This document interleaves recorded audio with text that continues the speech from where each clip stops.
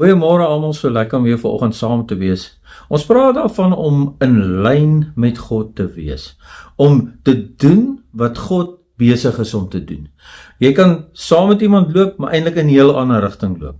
Jou gedagtes kan op 'n ander plek wees, jou begeertes kan op 'n ander plek wees en jy het nie die visie wat voor jou aangaan en wat jy moet doen nie.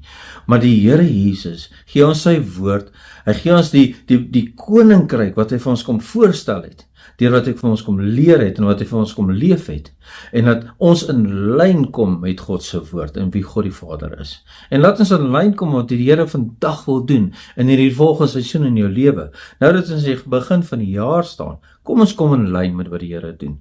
Want ons kan so maklik ons eie paadjie skei en ons eie paadjies volg, ons eie idees en ons eie harte. Maar as jy stil gaan sit en dink daaraan, is jy werklik in lyn met God se woord? Is jy werklik saam met Jesus? Of doen jy jou eie ding? En ek lees van ons 'n vers uit Matteus 6 vers 33.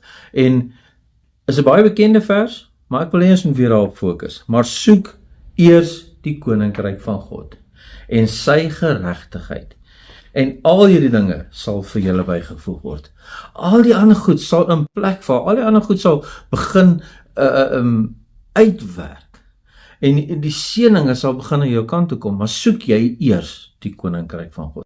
Soek die hart van die Here. Verbeter of groei in die verhouding met jou en die Here Jesus. En laat jy herhaaldelik of gereeld na jouself kyk en sê, maar is ek nog in lyn met God se woord? Want dis wat God se woord is, my riglyn, en dit is wat die Here vir ons sê vir die jaar, en dit is wat ons deur die kerk hoor, waar ons onsself commit, is die Engelse woord, waar ons deel van is, en dit daar ontvang ons, om te weet, maar wat is die volgende seisoen? Wat wil die Here vir ons doen? En ons weet die Here wil ons families aanraak, en hy wil ons seën, hierdie gaan 'n jaar van seën wees, maar is jy in lyn met dit? Is jy 'n deel daarvan of volg jy jou eie paadjie? Kyk na jou eie hart, ondersoek jou hart, en is jy werklik in lyn met wat God wil doen in jou lewe, jou familie se lewe, en ook in jou geestelike lewe? En ek wil graag hê ons moet daaraan dink vandag. En ek gaan vir ons bid, dat die Here ons Jesus ons kan help. Kom ons bid saam. Here Jesus, help ons, laat ons in lyn wees met wat U doen. Here, ons kan ons eie koppe en ons eie harte en ons eie begeertes volg.